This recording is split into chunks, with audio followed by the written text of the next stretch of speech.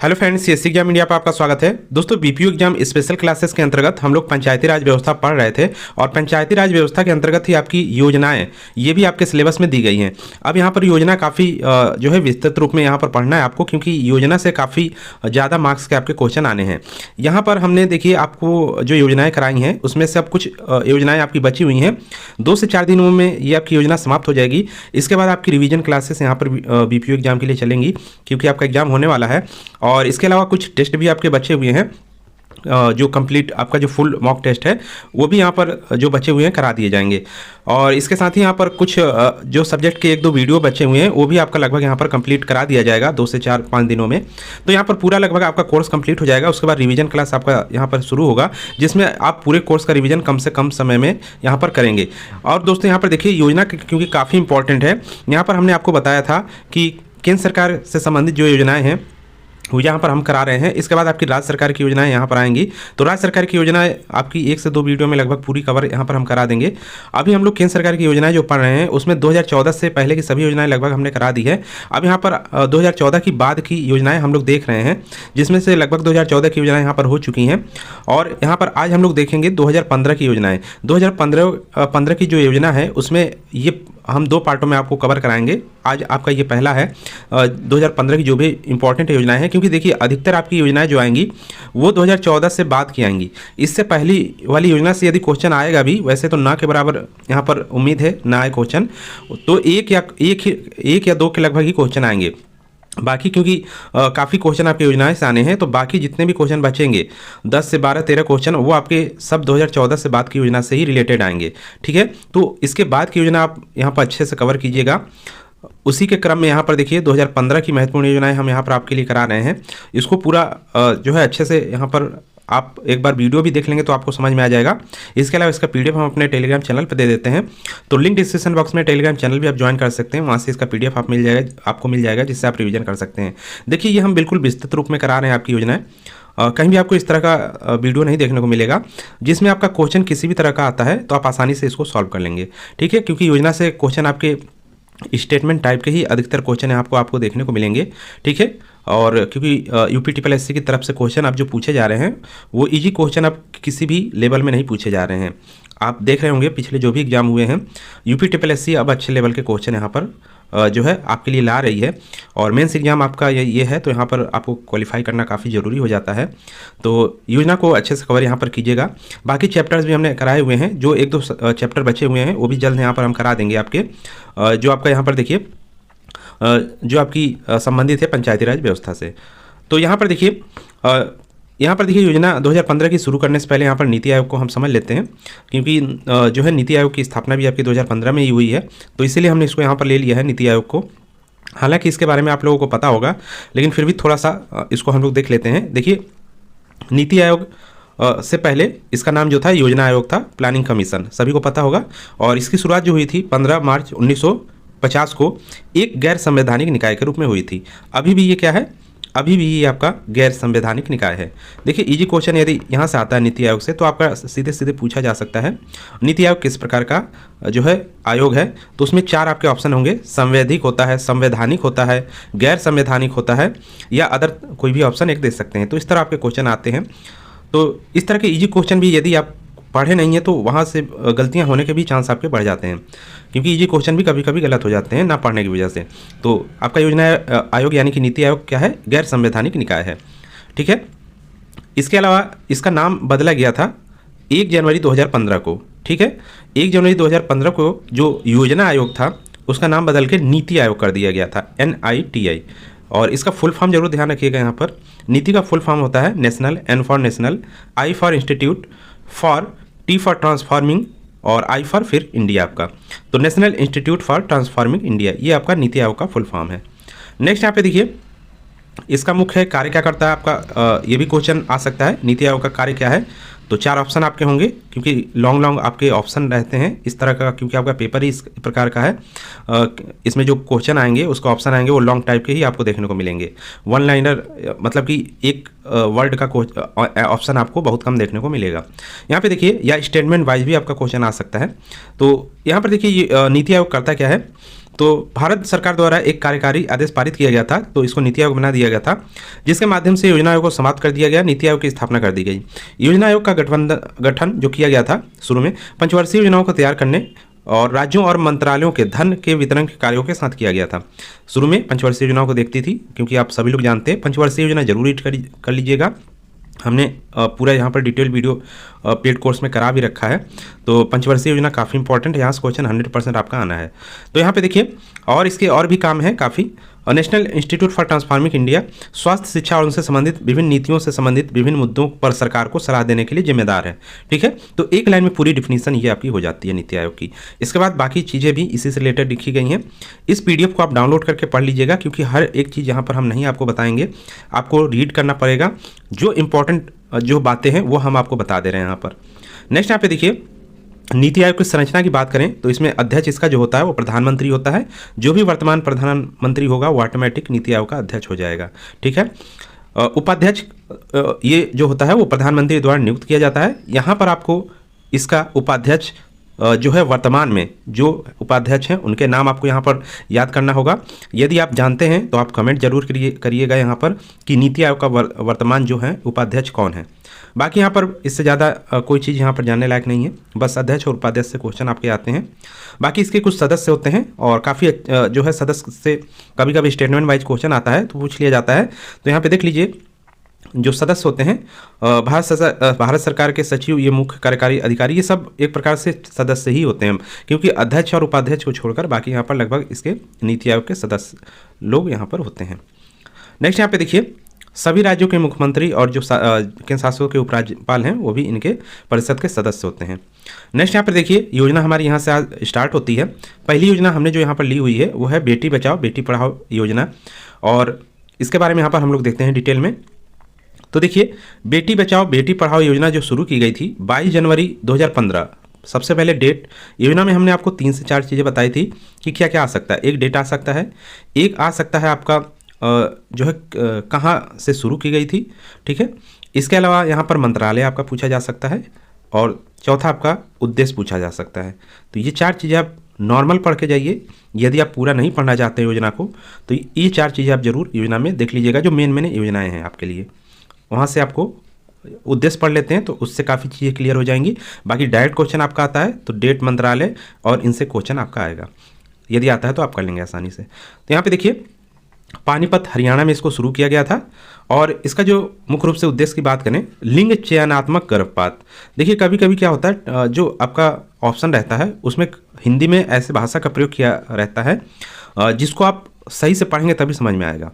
तो यहाँ पर लिंग चयनात्मक गर्भपात, इसका यदि इंग्लिश में बात करें तो सेक्स सेलेक्टिव एबॉर्शन, यानी कि इसका मतलब है कि चयनात्मक लिंग यानी कि गर्भपात जो होता था, आप सभी लोग को पता है, बेटी और जो है बेटों में जो यहाँ पर भेदभाव होता है उसी के संदर्भ में यहाँ पर गर्भपात किया जाता था।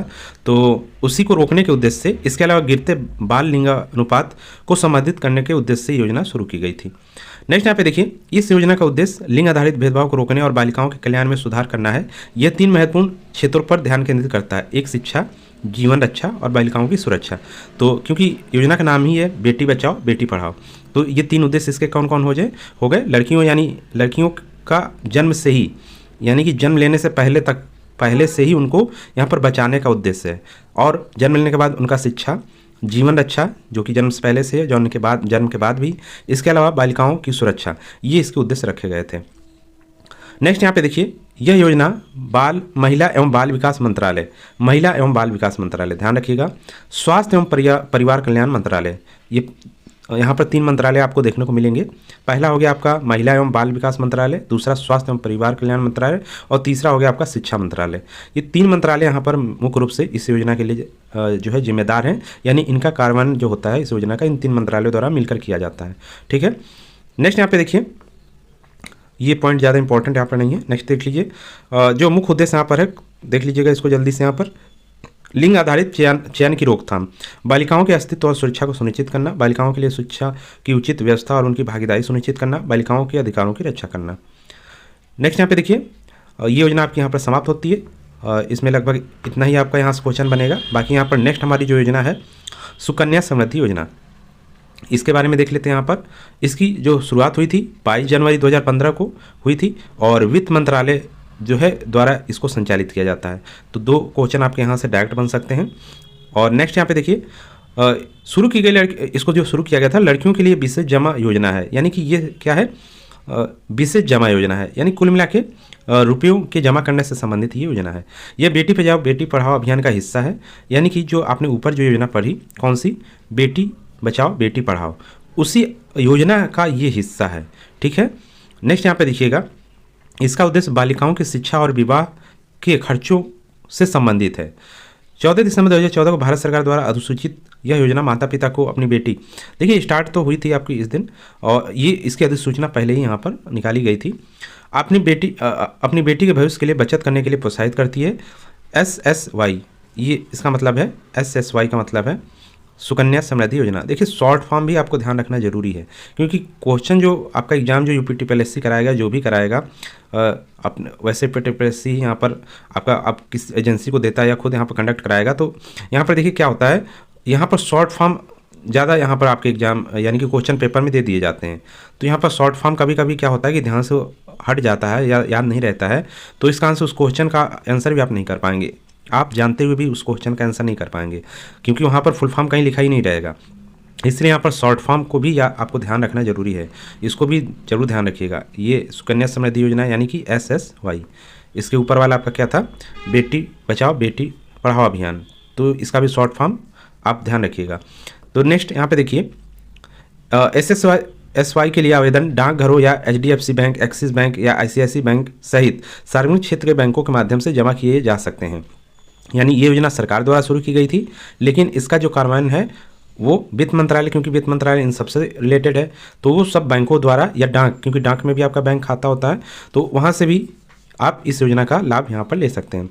नेक्स्ट यहाँ पे देखिए, खाता जो है माता पिता या कानूनी अभिभावक द्वारा 10 वर्ष से कम उम्र की बालिकाओं के लिए। तो यहाँ से ये क्वेश्चन आपका इंपॉर्टेंट हो जाता है कि कितने वर्ष से कम की जो है बालिकाओं के लिए ये योजना है।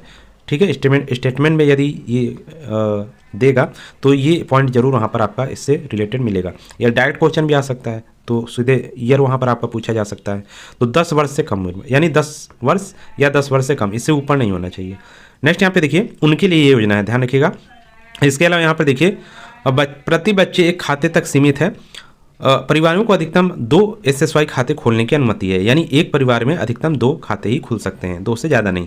जैसे कि 3 लड़कियां हैं तो 2 ही का वहाँ पर पहले खुलेगा, तीसरी का नहीं उस परिवार से खुलेगा। नेक्स्ट यहाँ पे देखिए, वार्षिक निवेश की बात करें, यहाँ पर देख लीजिएगा, तो 250 एक साल में आपको जमा करना है और अधिकतम आप कितना भी यहाँ पर यानी दिया गया है 1,50,000 तक एक साल में जमा कर सकते हैं। मंथली आप जमा करना होता है, ईयरली भी आप जमा कर सकते हैं इसको। तो अधिकतम इतनी राशि है और न्यूनतम इतनी है। ठीक है, तो लोग अब जमा करेंगे तो अब 250 तो जमा नहीं करेंगे एक साल में, इससे ज़्यादा ही लोग जमा करेंगे और जो आपका सेविंग यहाँ पर करेगा। नेक्स्ट यहाँ पे देखिए, इसमें 15 वर्ष तक जमा किया जा सकता है। ठीक है, कन्या के 18 वर्ष तक होने तक अभिभावक खाते का प्रबंधन करेंगे। इस योजना का उद्देश्य माता पिता, खासतौर पर पिता, अपने बेटी के लिए बचत खाता खोलने और उसके भविष्य की रक्षा, भविष्य की शिक्षा, शादी खर्चों के लिए फंड बनाने के लिए समय समय पर जमा करने के लिए प्रोत्साहित करना है। ठीक है, नेक्स्ट यहाँ पे देखिए, सुकन्या समृद्धि योजना माता पिता को अपनी बेटी के बचत खाता खोलने की अनुमति देता है। यह बच्ची के जन्म से लेकर उसके 10 वर्ष तक आयु प्राप्त करने तक कभी भी किया जा सकता है। खाता किसी भी डाकघर, अधिकृत बैंक शाखा में खोला जा सकता है। जब तक बच्ची 21 वर्ष की नहीं हो जाती तब तक ये यहाँ पर पैसे आप जमा कर सकते हैं। देखिए 21 वर्ष तक जब तक लड़की नहीं हो जाती तब तक पैसा जमा होता रहेगा, लेकिन इसमें कुछ कंडीशन भी है, जैसे कि वो हम नीचे यहाँ पर देख लेते हैं। देखिए 10 वर्ष की आयु होने तक उसकी शिक्षा का खर्च खाते के लिए आंशिक निकासी कर सकता है, लड़की यदि 10 वर्ष की होती है। ठीक है, वैसे तो 10 वर्ष के नीचे तक ये खाता खोलना होता है, लेकिन यदि कोई पहले से ही यहाँ पर कर रहा है, चला रहा है खाता, तो उसके लिए क्या है कि शिक्षा के लिए आंशिक निकासी यहाँ पर की जा सकती है। और जब वो 18 वर्ष की होगी, फाइनल 21 वर्ष तक खाता चलेगा, यानी लड़की 21 वर्ष तक है तब तक चलेगा। लेकिन यदि 18 वर्ष तक होती है आयु होने के बाद अपनी शादी तथा अन्य खर्चों के लिए पूरी परिपक्वता राशि का उपयोग कर सकती है। यानी 18 वर्ष के बाद पूरी की पूरी राशि जो जमा की गई है, जो सरकार ने दिया है, वो पूरी यहाँ पर निकाली जा सकती है। हालांकि 21 वर्ष तक यहाँ पर दिया गया है जमा करने का, जिसका मन है 21 वर्ष से पहले भी यहाँ पर निकाल सकता है, 18 के बाद कभी भी, यानी इससे पहले नहीं निकलेगा। कहने का मतलब यहाँ पे देखिए 18 से पहले पूरा पैसा इसमें से नहीं निकलेगा, ध्यान रखिएगा। निकलेगा भी तो आंशिक निकलेगा, वो अब बैंक या जहां आप जमा करते हैं वहां पता करना होगा कि कितना आपको वो देंगे, ठीक है। लेकिन 18 वर्ष के बाद फिर आप पूरा निकाल सकते हैं, और जमा होता है 21 वर्ष तक। जरूरी नहीं कि 18 वर्ष बाद निकालें, आप जमा करते रहिए, 21 वर्ष बाद आप निकालिए। यहाँ पर 21 वर्ष तक ही जमा होगा, उसके बाद ये जमा नहीं होगा, ठीक है। इसका कहने का मतलब ये है। नेक्स्ट यहाँ पे देखिए खाता परिपक्वता, यहाँ पर वही सब चीज़ें लिखी गई है और यहाँ पर देख सकते हैं इसको, ठीक है। नेक्स्ट यहाँ पे देखिए खाते का पूर्व से पहले समापन क्या है, तो खाता धारक की मृत्यु या गंभीर बीमारी या अभिभावक की मृत्यु, यानी जो जमा कर रहा है उसकी यहाँ पर मृत्यु हो जाती है तो खाता पहले भी बंद किया जा सकता है। इसके अलावा यहाँ पर दिया गया है कि खाता खोलने के 5 वर्षों के भीतर इसे बंद नहीं किया जा सकता है। यानी जब भी खाता खोलते हैं 10 वर्ष आयु से एज, जैसे यहाँ पर बालिका की एज 10 वर्ष है, उससे कम है, तब खाता कभी भी खोला जा सकता है, लेकिन उसको बंद 5 वर्ष बाद ही किया जा सकता है पूरी तरह, ठीक है। ध्यान रखिएगा इसको। नेक्स्ट यहाँ पे देखिए 22 जनवरी 2025 को यहाँ पे देखिए बेटी बचाओ बेटी पढ़ाओ, इसका देखिए शॉर्ट फॉर्म BBBP योजना और सुकन्या समृद्धि योजना के शुभारंभ का 10वां वर्ष मनाया गया, क्योंकि एक ही डेट को दोनों शुरू में थे, तो 2025 में इसका कितना हो गया, 10 वर्ष हो गए। यहाँ पर 10वां वर्ष मनाया गया। 22 जनवरी से 8 मार्च तक क्या चला था, अंतर्राष्ट्रीय महिला दिवस के 10 समारोह आयोजित करने की योजना बनाई गई और इसमें मिशन वात्सल्य और मिशन शक्ति पोर्टल का शुभारंभ किया गया। तो ये भी पॉइंट ध्यान रखिएगा, काफ़ी इंपॉर्टेंट है। यहाँ से आपका ये थोड़ा हार्ड क्वेश्चन में आ सकता है ये स्टेटमेंट। और यहाँ पर जो बेटी बचाओ बेटी पढ़ाओ योजना जो थी वो हमने ऊपर पढ़ा था, 22 जनवरी 2015 को पानीपत हरियाणा में शुरू की गई थी। नेक्स्ट यहाँ पे देखिए, नेक्स्ट हमारी जो योजना है प्रधानमंत्री कौशल विकास योजना, इसका शॉर्ट फॉर्म है PMKVY, काफ़ी इंपॉर्टेंट ये योजना है। और इसकी जो शुरुआत की गई थी वो 15 जुलाई 2015 विश्व युवा कौशल दिवस के रूप में इसको मनाया जाता है, किसको, 15 जुलाई 2015 को। और इसकी शुरुआत भी आपकी 15 जुलाई 2015 को हुई थी इस योजना की, किसकी, प्रधानमंत्री कौशल विकास योजना। काफ़ी इंपॉर्टेंट है, यहाँ से क्वेश्चन जरूर आएगा आपका। और नेक्स्ट यहाँ पे देखिए इसका उद्देश्य क्या था, वर्ष 2022 तक, क्योंकि 2015 में शुरू हुई, 2022 तक 40 करोड़ से अधिक लोगों को विभिन्न कौशलों में प्रशिक्षित करना है। इसका जो उद्देश्य था कौशल देना है, ठीक है। और ये अभी भी आपका यहाँ पर क्या है, चलाया जा रहा है। इसके अंतर्गत कई सारे कोर्स आपके कराए जाते हैं जो है कंप्यूटर इंस्टीट्यूट द्वारा। इसके अलावा अन्य भी जो इंस्टीट्यूट है वो छोटे मोटे कोर्स आपके कराते हैं यहाँ पर। तो ये काफ़ी विस्तृत योजना इस समय हो चुकी है। बाकी इसके बारे में हम लोग यहाँ पर देखते हैं और क्या क्या चीज़ें हैं। नेक्स्ट यहाँ पे देखिए इसको जो है मंत्रालय इसका कौन सा है, कौशल विकास और उद्यमिता मंत्रालय, ध्यान रखिएगा इसको। और राष्ट्रीय कौशल विकास निगम द्वारा PMKVY का कार्यान्वयन यहाँ पर किया जाता है।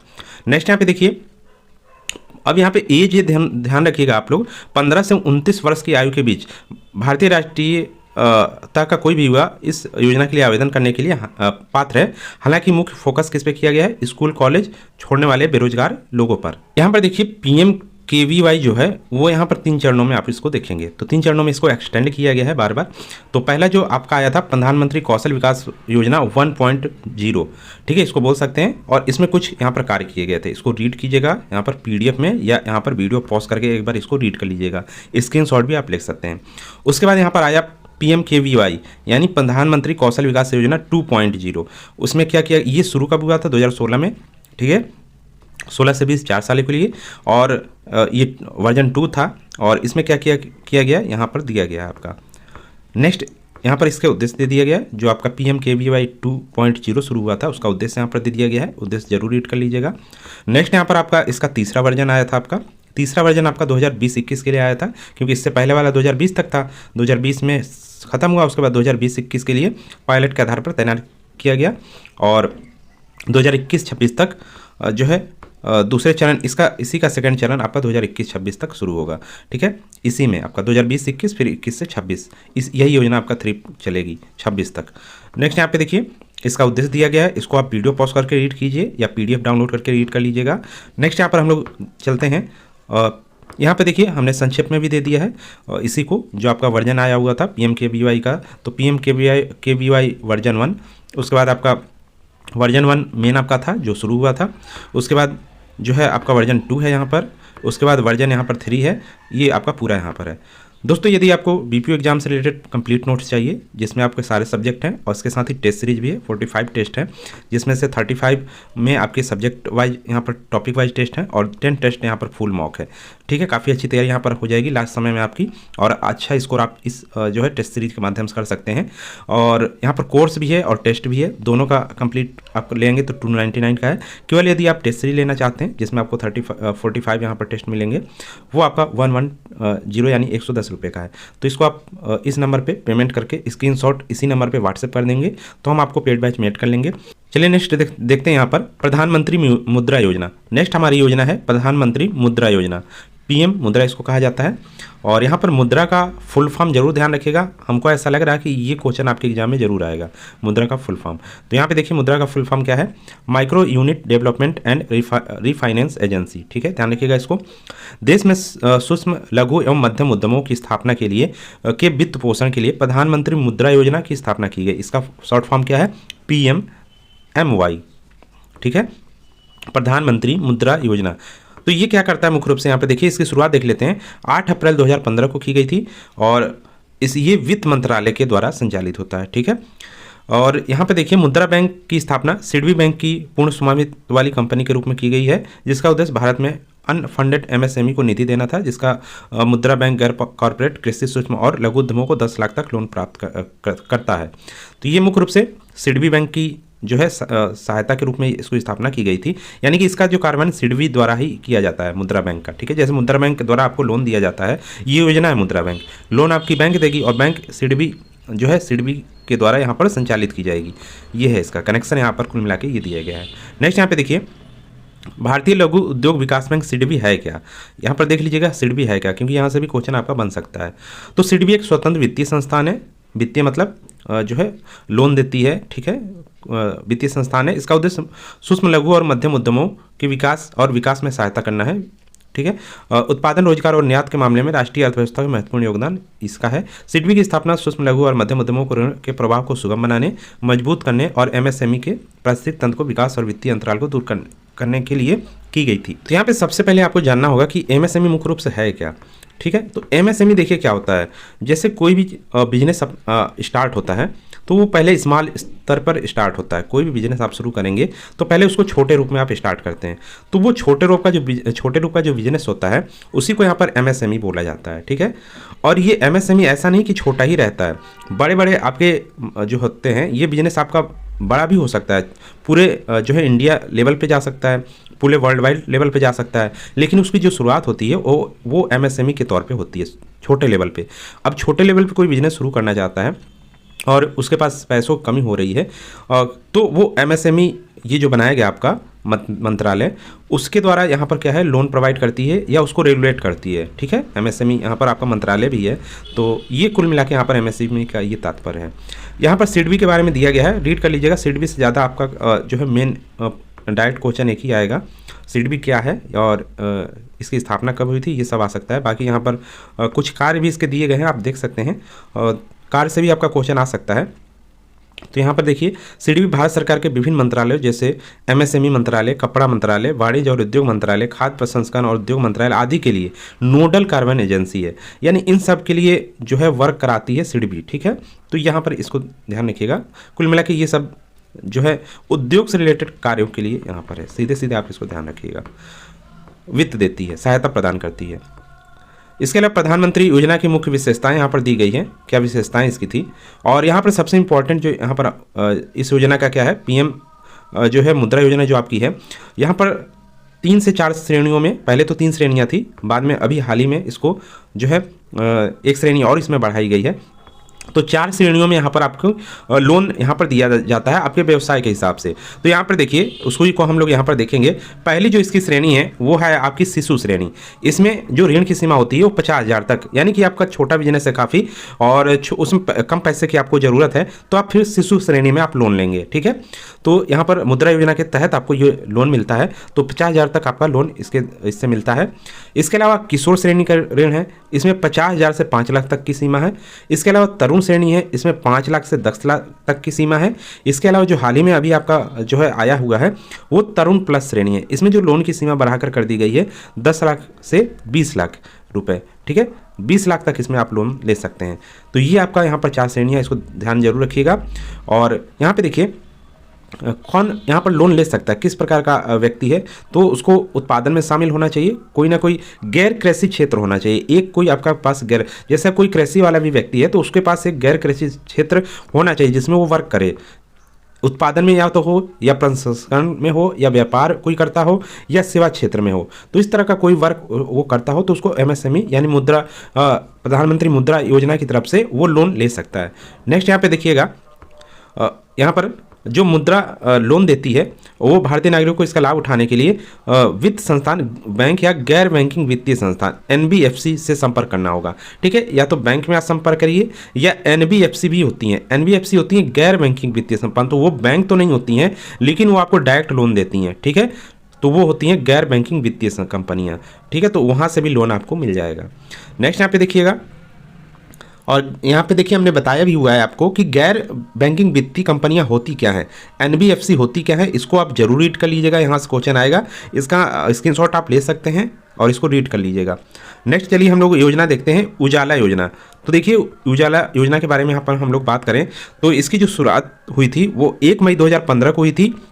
और उजाला योजना का पूर्ण रूप ध्यान रखिएगा, ये है आपका Unnat Jyoti by affordable LED for all, Unnat Jyoti by affordable LED for all, ये आपका उन्नत यानी कि ये उजाला योजना का आपका फुल फॉर्म है।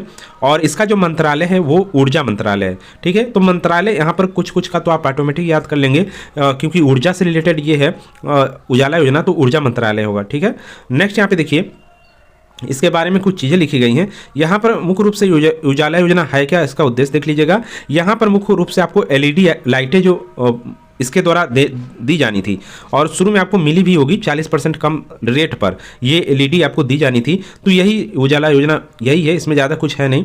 और यहाँ पर इसे प्रकाश पथ का जो है नाम दिया गया था। और यहाँ पर 60 वाट और 7 वाट और 12 वाट ये दो आपकी एलईडी जो है बल्ब यहाँ पर आपको दिए गए थे। किसके द्वारा, और यहाँ पर आपकी जो एक कंपनी आई थी, आप लोगों को पता होगा, CESL, ये कंपनी द्वारा आपको, क्योंकि एलईडी सब जगह जो आपके खंबे वगैरह जो बिजली के खंबे थे उसमें भी इसी ने लगाए थे, और घरों घरों में ये बांटा भी था। जब आप बिजली का बिल जमा करने जाते थे तो वहाँ से आपको ये एलईडी लाइट यहाँ पर दिया जाता था। तो ये आपका उजाला योजना के तहत ही ये पूरा कार्यान्वयन किया गया था। नेक्स्ट यहाँ पर चलिए देखते हैं पहल योजना। तो पहल योजना क्या है, इसकी शुरुआत 1 जून 2013 को की गई थी, लेकिन 1 जनवरी 2015 को इसका जो है क्या किया गया, एक्सटेंड किया गया। इसलिए 2015 में ये योजना हमने इसको रखा हुआ है, क्योंकि अधिकतर डेट 1 जनवरी 2015 ही आ जाएगा। 1 जून 2013 तो नहीं देगा, यदि ऑप्शन में 2015 वाले सब डेट दिए रहेंगे आपको तो 1 जनवरी 2015 वहाँ पे आप सही कीजिएगा। नेक्स्ट यहाँ पे देखिए ये पहल योजना है क्या, तो यहाँ पे देखिए ये प्रत्यक्ष हस्तांतरित लाभ यानी डीबीटी के माध्यम से जो है यहाँ पर पहल योजना का कार्यान्वयन किया गया है। मुख्य रूप से यहाँ पर जो एलपीजी गैस आप लेते हैं, सिलेंडर आप भरवाते हैं, उसमें सब्सिडी जो है आपका डीबीटी के माध्यम से यहाँ पर जो है आपके खाते में आती है। तो ये मुख्य रूप से इसका उद्देश्य यही था, जिससे क्या था यहाँ पर जो है एक्स्ट्रा पैसा अन्य व्यक्तियों के पास यानी जो ब्लैक में सिलेंडर बेचते थे उनके पास ना जाए, इसलिए ये योजना लाई गई थी। नेक्स्ट यहाँ पे देखिए हृदय योजना। हृदय योजना देखिए 21 जनवरी 2015 को शुरू की गई थी, और इसका जो मंत्रालय है आवास और शहरी मामलों का मंत्रालय, ध्यान रखिएगा काफ़ी इंपॉर्टेंट है। और मुख्य रूप से आवास और ये जो आपका हृदय योजना है आवास और शहरी मामलों के मंत्रालय द्वारा शुरू किया गया था। इसमें क्या था, इस योजना के लिए पूरा धन केंद्र सरकार से आया था। 21 जनवरी 2015 को लॉन्च किया गया था। परियोजना की अवधि दिसंबर 2014 से 4 साल की थी और मार्च 2019 में पूरी होनी थी। शहरी विकास मंत्रालय के तत्वाधान में था, ये हम लोग पढ़ चुके हैं। हृदय योजना को विरासत शहर के चरित्र को संरक्षित रखने के लिए, यानी जो विरासत स्थल आपके हैं, जो पुराने समय के जो स्थल हैं बनाए गए हैं, उनको जो इमारतें हैं और जो स्थल हैं उनको संरक्षित रखने के लिए आपकी हृदय योजना आई थी। तो ध्यान रखिएगा इसको। योजना के तहत 12 चयनित विकास शहरों की विरासत शहरों की योजना विकास क्रियान्वयन और प्रबंधन जैसे कदमों को संबंधित राज्य सरकारों के साथ साझेदारी रणनीति में बनाया गया था। ठीक है, यानी कि जो भी शहर आपके विरासत स्थल हैं उनको संरक्षित करना, जैसे आपका वाराणसी हो गया, ठीक है, तो इस तरह के जो स्थल आपके हैं उनको ज़्यादा संरक्षित करना, ये आपका हृदय योजना के तहत लाया गया था। तो ध्यान रखिए इसको। तो दोस्तों यहाँ पर आपके टोटल ये योजनाएं यहाँ पर 2015 की पार्ट 1 कंप्लीट होती है। नेक्स्ट हम लोग 2015 से जो योजना यहाँ पर बची हुई है पार्ट 2 में देख लेंगे। तो नेक्स्ट हम वीडियो जल्दी आपके आपके लिए लाएंगे। बाकी चैनल को जरूर हमारे सब्सक्राइब कर लीजिएगा आप, जिससे आपको यहाँ पर बीपीओ एग्जाम से रिलेटेड हर यहाँ पर जानकारी आपको मिलते रहे, साथ ही आप पढ़ाई भी यहाँ पर यानी आप अपने नोट्स की तैयारी भी यहाँ पर कर सकते हैं। तो दोस्तों मिलते हैं नेक्स्ट वीडियो में, इस वीडियो में इतना ही।